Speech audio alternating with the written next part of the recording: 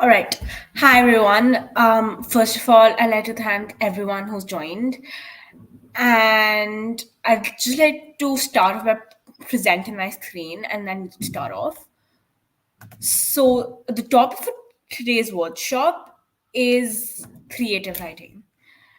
And before we start, I'll just start off by introducing myself and who I am. So, I am Risha CHAURASIA, and I'm a 16-year-old author and blogger from India. I wrote my first book called Tales of Twinkling Twins when I was 11, and my second novel, Truth, when I was 13. And I also run a financial literacy blog on Instagram called Straight from My Pen. And I also work towards encouraging reading among the youth. And I've been writing since I was 8. So that's pretty much about it. And I've written across all formats. I've written articles, essays, stories, novels, all of it. And so I believe that makes me pretty credible to be able to take this workshop today. Now, when we talk about writing, we have two types of writing. We have creative writing, and then we have academic writing. So when we talk about academic writing, it is more fact-based, more stats-based. It is a more formal kind of writing where it is research articles, journal papers. And and when we talk about creative writing, it's something that's, as the word says, creative. It's fiction, and it's something that's imaginative. So today, we're gonna focus on creative writing and more specifically on story writing. So even with creative writing, we have several formats. So we have poetry, we have short stories, we have long stories, we have novellas, we have novels. However, the whole essence of creative writing is a story. So let's start by understanding the elements of a story. So there are primarily six elements of a story. The first one is the character. Now the character is the who in the story. And generally we have two kinds of characters. We have the main character and with side characters, and then amidst the main characters, we have the protagonist and the antagonist. So you can understand protagonist and the antagonist is the hero and the villain. So the protagonist is the hero and the antagonist is the villain. And these are the main characters of your story. And then you also have the side characters help you, which help the protagonist or the antagonist as the story further goes on. Now, one tip throughout the course of this workshop, I'll be giving several writing tips based on my personal experiences. So feel free to note them down. So, my first tip would be something that I do myself is to draw character from my own personal experiences. I like to base off my characters on real people. So I'll base them off on my friends and my family or even myself. Because I believe is that the best kind of writing is one that's raw and real and from the heart. So I recommend basing your characters off from your experiences or your loved ones and your peers. Such as in my novel Truth as well. We have five main characters. We have Tia, Ron, Udit, Claire, and Eddie, and that's how we get the title as well. Each character is based off one person in my life. It's based on one friend. And that's what makes these characters unique and real. And secondly, no character is to be perfect. So even when we talk about the protagonist, a protagonist is not 100% good and the antagonist is not 100% bad. Each character has a spectrum. So each character has to have its strengths and its weaknesses. So the protagonist also should have a weakness and the antagonist should also have a strength. So in writing, when we talk about characters and when we talk about real people, they're more often than or not black or white, the gray. So all characters have to have a bit of good and bad in them. Also, in writing, there's this term called a character arc. So your character arc is basically how your character progresses from the start of the story to the end of the story. So your character should not remain linear from the start and the end. There should be a change in your character. It could either be a positive change or it could be a negative change. Now, what I mean by this changes is that suppose your character begins off with a certain fear, and by the end of the novel, that fear is gone. So my novel Truth is entirely based on this idea of a character arc. So Truth is actually the story of how five friends, each of them starts with a specific issue in life, such as self-esteem, and by the end of the novel, they've resolved that issues and they've grown as people. So that's how you do a character arc, where you showcase a change in a character over time. Now we'll move on to the second element of story, that is the plot, which is the what of the story, and this is the very core, the very essence of a story. Now the plot is actually the entire storyline, and every story needs to have some plot twists. So we have this term called the plot twist, and the plot twist is like the turning point throughout the story. And so the story progresses through these plot twists. Now, this plot twist could either advance the story or it would bring the story back. So some examples of plot twists could be the use of flashbacks, or suppose if we're doing a murder mystery story, if writing a mystery story. So plot twist could be the finding of some new evidence or the finding of a new alibi. So the plot twist is what advances the story forward.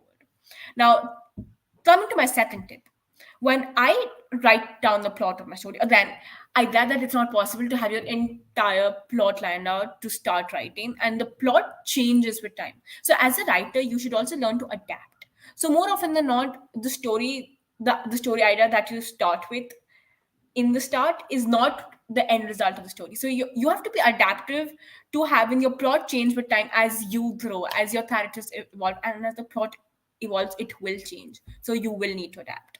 And that is why I believe in starting from the end. What I mean by starting from the end is that always have your conclusion drawn in first. Know where this is going. No, if you know how your story will end, then backtrack. So instead of beginning with the start with the end. So start with the end in mind and then backtrack it to the plot. Suppose in a murder mystery, the ending is the finding of the murderer or the culprit. So once you know who the culprit is or how it's going to end, that is when you backtrack to have plot events or plot events that lead up to this ending.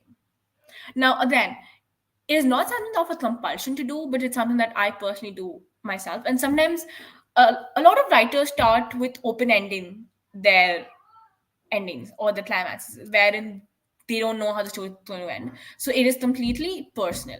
Another thing is writing is an extremely personal experience. So the things that might work for me as a writer may often than not may not work for you. So you have to find your voice. You have to find other things that work for you as a writer.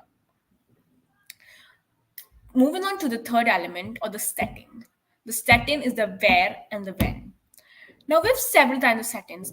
A setting could be fictional, such as when you talk about Marvel. So we have Asgard and we have outer space.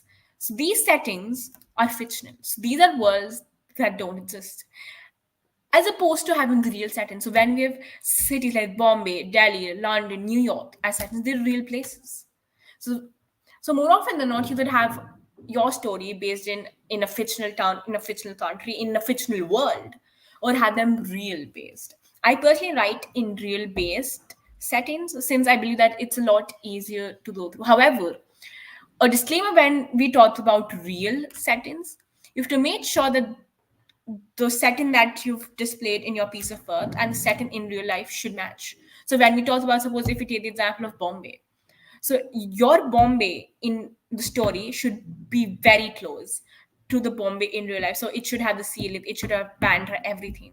So you cannot mess with real setting. However, when you do a fictional setting, everything's up to your discretion. For a matter of fact, in a fictional setting, the sky could be pink, the water could be red. It's fictional. It's up to your discretion. But in a real setting, it has to be fact based and strictly based to the real setting in place. Now, when we talk about settings, we come across this term of a dystopian story. So, a dystopian story is a story that's based in a fictionalized world, such as when we talk about Marvel or when we talk about Star Wars. These are all dystopian stories that are based in settings that do not exist. So, then these are examples of a dystopian story. Also, there's another term called a parathosm. So a paraclosm is basically like a world that a writer builds. So I personally believe that as a writer, we hold immense power. We hold the power to create characters, to create a world, to create stories, to create life in a way. A writer creates life. and a paracosm is a world that you build. So when we talk about settings and or when we talk about a story is essentially the building of a paracosm. So far we've done three elements out of six, which is the characters, the who of the story, the plot, the what of the story, and the setting, the where and the when of the story. So a setting is not only place, it's also time.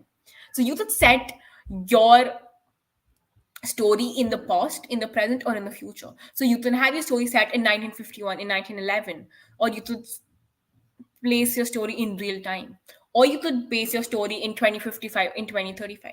That is up to your own discretion where and when you set your story. Now also to mention that time frame also has a role to play. So of course the Bombay of 2023 and the Bombay of 1951 will not be the same. So when we talk about the time frame, your setting, your play should match with the time frame. So I'm pretty sure that if you have a story based in a pre-independence India, you won't have the prime minister, you won't have the government, and that story would be different from a story set in independent India. So you have to make sure that that your place and your time frame work in tandem with each other. Moving on, we move to the POV. Now, POV is basically point of view. So, point of view is basically who tells the story. Now, in several stories, so when we have several kinds of POV. First is we have the character POV. So when we have novels that are written in a diary format, such as the Princess Diaries or the Doth Diaries or the Diary for Wimpy Kid.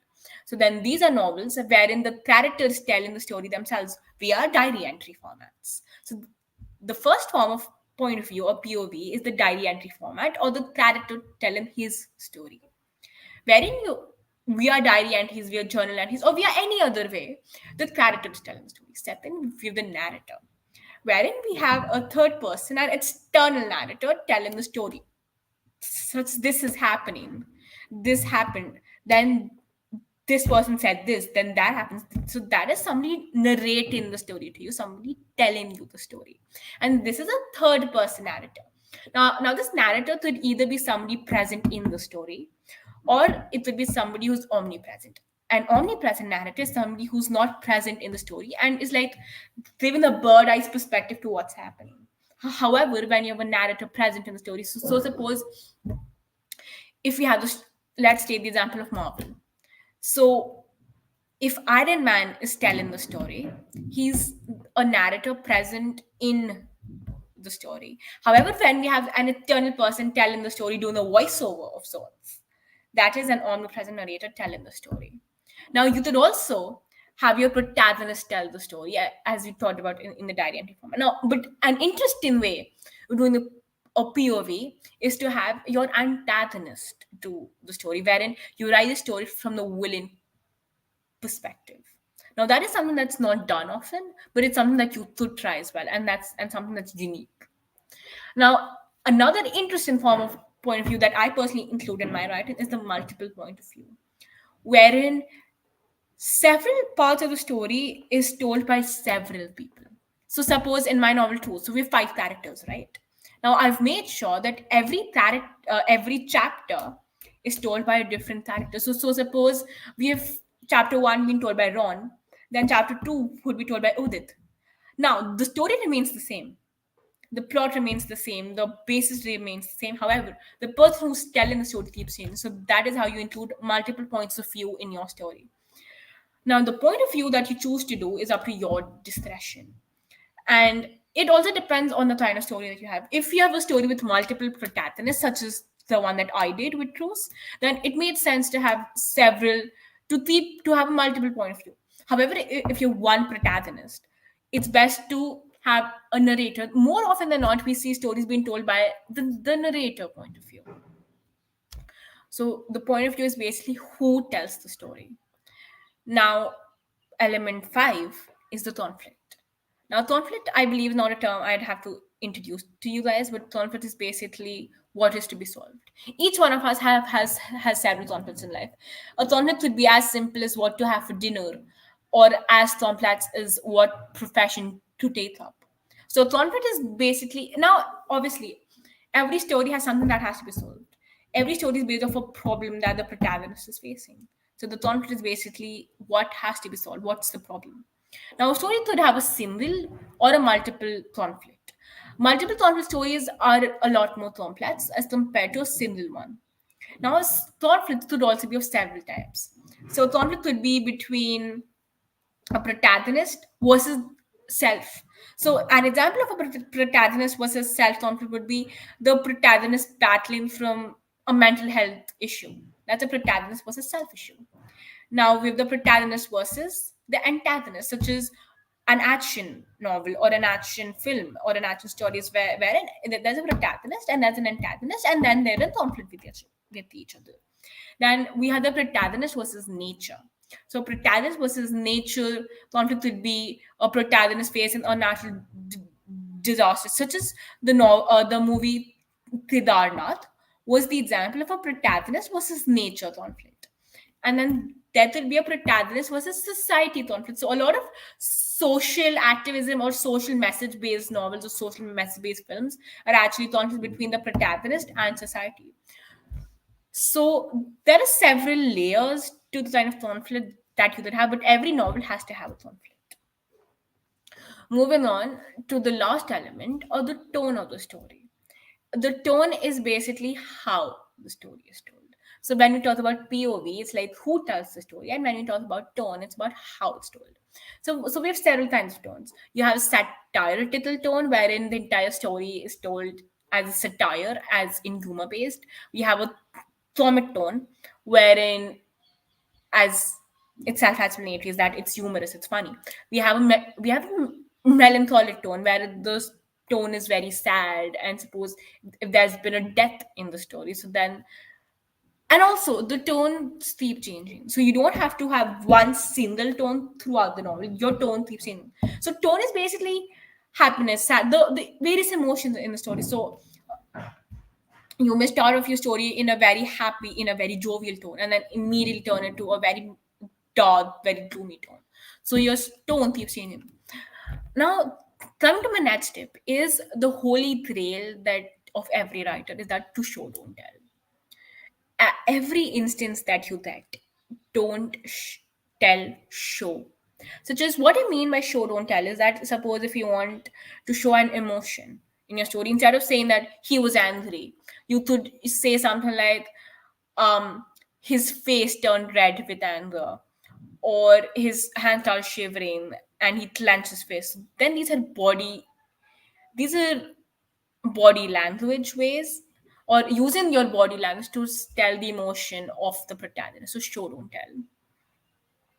As I mentioned, body language is the best way. So if suppose instead of saying that she was happy, you could say that a bite didn't have to cross her face. So that's how you use body language cues to show and not tell.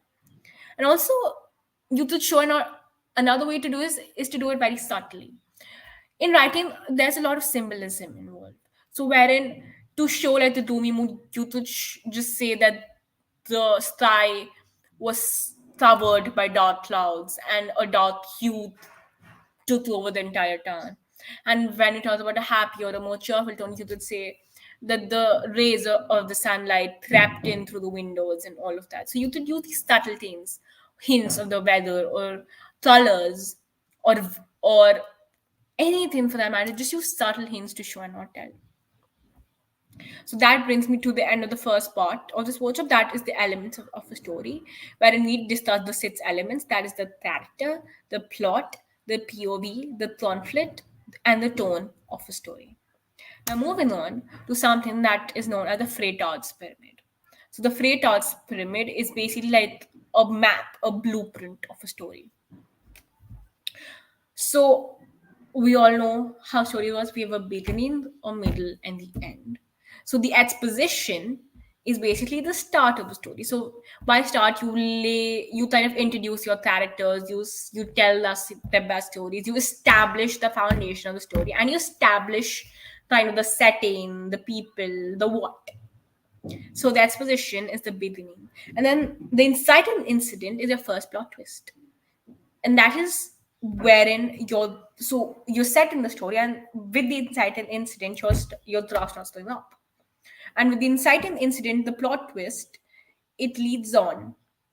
And then suppose in, let's take the example of a murder mystery. We'll be building on that. So the exposition to be the introduction of the characters.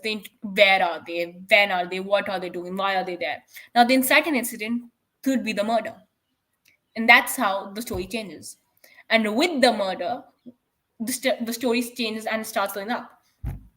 Now, a misconception that a lot of people have is that the story ends with the climax, but it does not. A story ends with a resolution. So, from the inciting incident to the climax, everything that happens. So, suppose in a murder mystery novel, from the murder to all the investigation that take place to the finding of the culprit, the finding of the culprit is the climax. So, everything that happens in between is the rise in action, and it is stuff that is added on. That is advanced in the story, and the clients, as you all know, is like the end of the story, and it's when the climax happens when the conflict is solved. Once the conflict is solved, that's the climax, and then once you reach a maximum, then you start declining.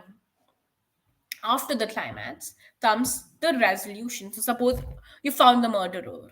Now from the murderer to be found to, so I honestly believe that in a story there are always a few loose ends. It's like a bunch of threads that you have to tie up by the end. So from the climax you start going down, and then comes the resolution when all these loose ends are tied, wherein the characters have changed, the character arc has been established, the conflict has been solved, and then you tie up these loose ends and the issuance of normalcy, kind of. So I believe that in a story, when you start with the exposition, everything's normal. Then with the inciting incident, there's chaos, and then this chaos ends with the climax, and then there is a resumption of normalcy with the resolution. So that's how a story works. You set the context, you set the background, then there's the inciting incident. Everything happens, all of the rise and action takes place. The conflict ends at the climax, and then it goes down to the resolution, and then you again do contact setting, if that makes sense. So that's how a story is made. You have the beginning, the exposition, you have the middle, which is your rise in action, and your middle and ends. Now your ending does not end with the climax, but your ending starts with your climax. So then you have your, and then you have the end with the resolution. Now that we've established the kind of theory of story, now let's talk about the practicality and how to write a story. The first is the idea. Of course, every story takes the form from an idea, right? And now the interesting part of an idea is that it could come to you anytime, anywhere. You can have, I bet the ideas to my story in the most random of places at the most random of times. I got the idea for truth while I was sitting in a movie theater. So there is no restrictions to where and when you think that your ideas, you can get them anytime, anywhere. Now, once you get the idea, something that I do is that I write something called rations. So I'm 16, right? I'm kind of a Gen Z. So once I get the idea, I first of all note it down. Then I log into Pinterest, and then there are certain dialogue starters, certain writing prompts. So then I go through these prompts, and then and that's how now the story starts forming in my head. So these prompts are actually really, really helpful, to be honest. Now through these prompts, through these dialogue starters, I try building out rashes or its small scenes. So I'm kind of a little messy when it comes to writing. So I don't write in a structured way. I might be writing chapter one today, and then I might be on chapter 10 tomorrow. So it's very random, though if it is not something that you can do, you can also work in a structured format where you go chapter by chapter and chapter. Also, something that I highly, highly recommend aspiring authors to do is to carry a journal. And I don't mean to journal as in to like rant or talk about today. Just journal. Just a journal is really helpful to write about the thing that just randomly come to your mind. Because writing also lies in randomness. So just if you're traveling, carry a journal. If you're in school, just carry a journal. I'd highly recommend carrying a journal.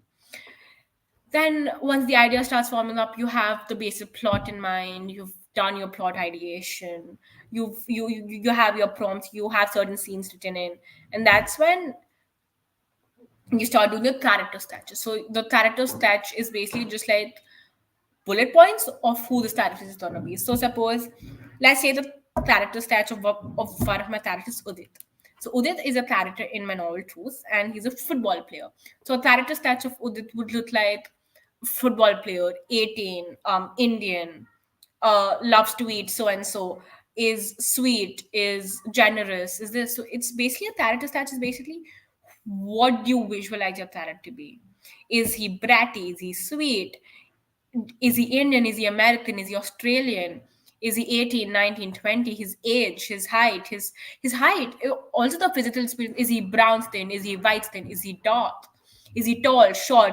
Is he brawny? Is he thin? Is he, so the physical and the emotional kind of aspect is the character touch and who your characters are gonna be. And that's how you move on to your scene and the plot twists. And now, another tip is that your best inspiration is you yourself. The best, I personally believe that each one of us has a story to tell.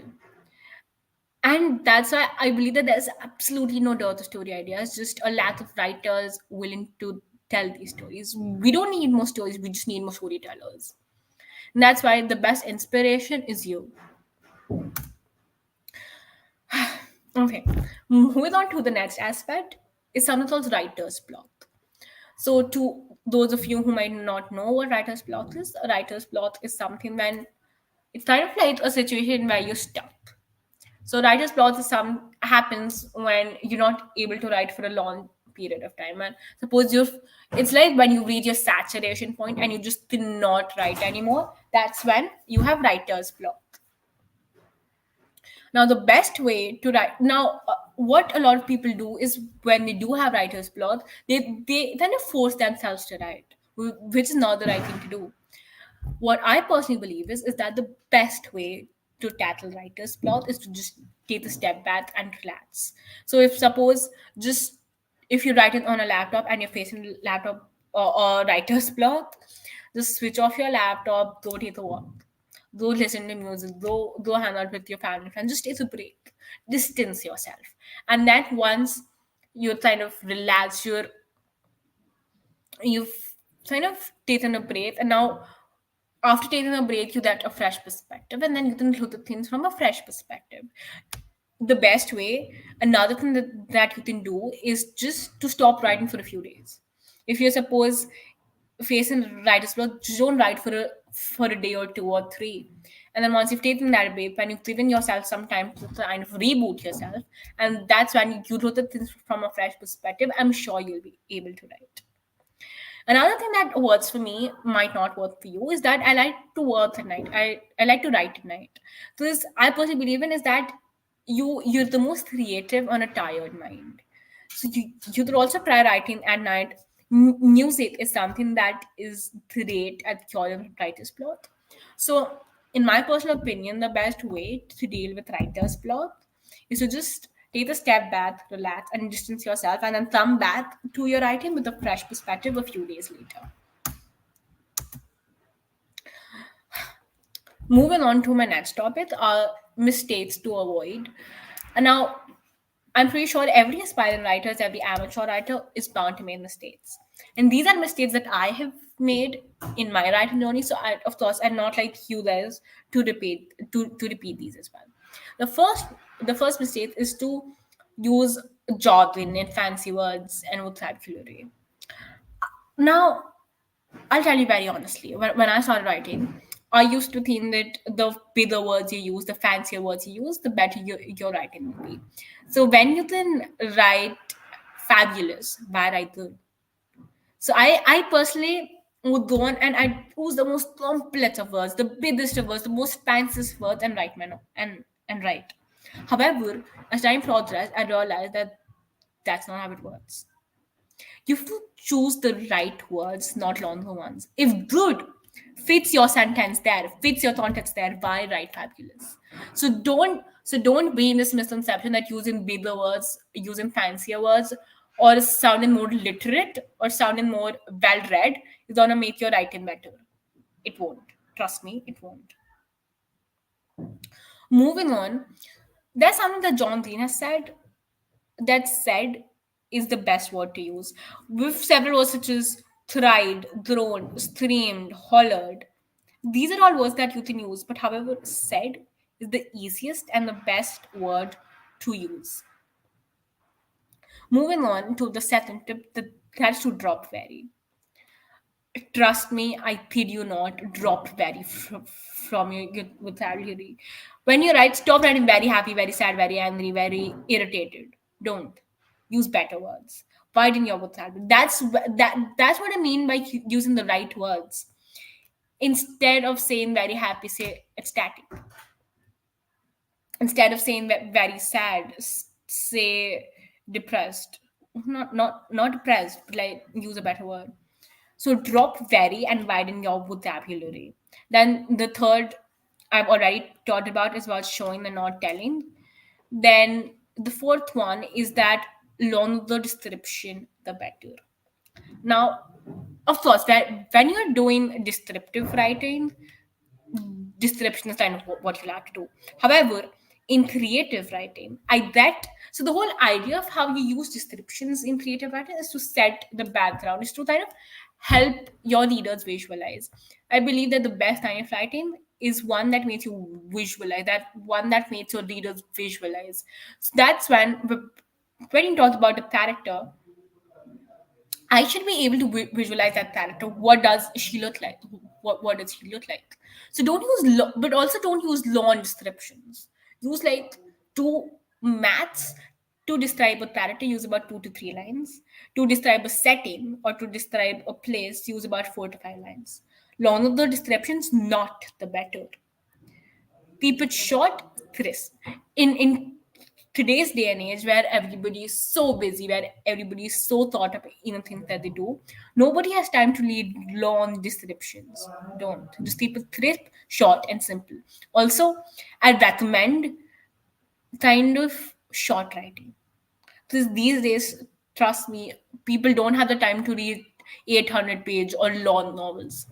The most novels that sell are about 2 to 300 pages max.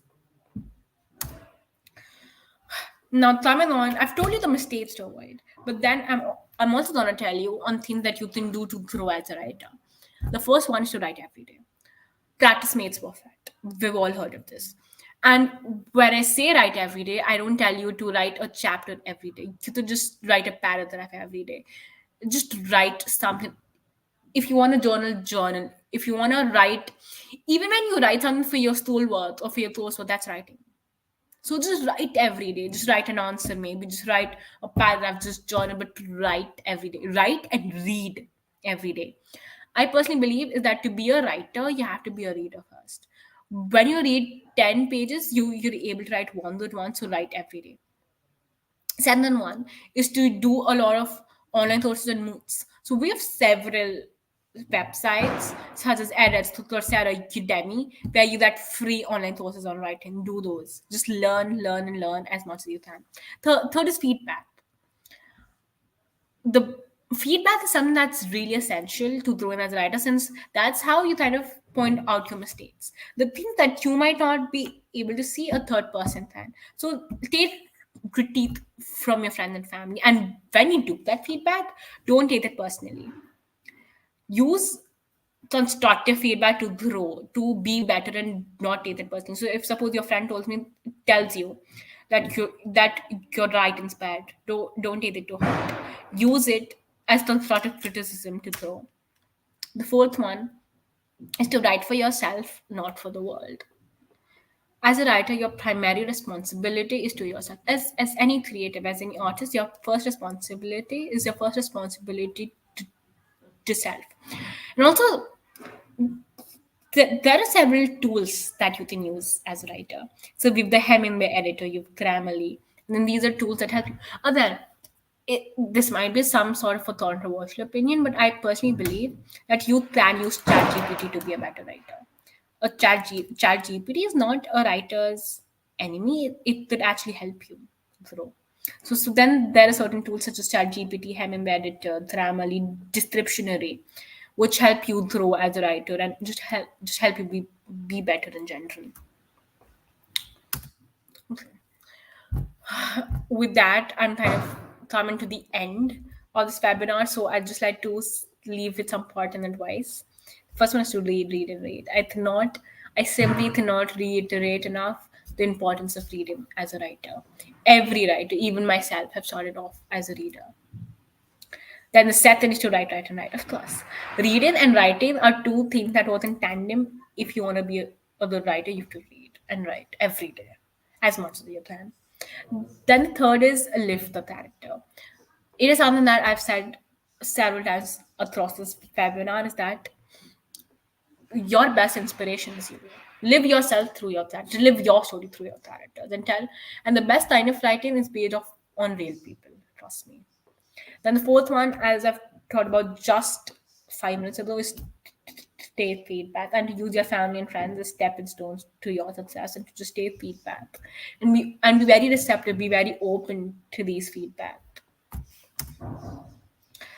And with that, I believe come to the end of this webinar, and I'd just like to conclude by saying that no writing is perfect and no writing is bad. Every writing is your writing. And believe in your skills, constantly improve, constantly read and write and work hard. I personally believe that when you work hard, things will come to you. And don't worry if your writing's bad. No writing is perfect. And that's it. And with that, I come to the end of this webinar. And I hope that it helped you and you learned something new from me. And I do know that it's Diwali, so I'd just like to wish everyone a very happy Diwali and thank you so much for joining.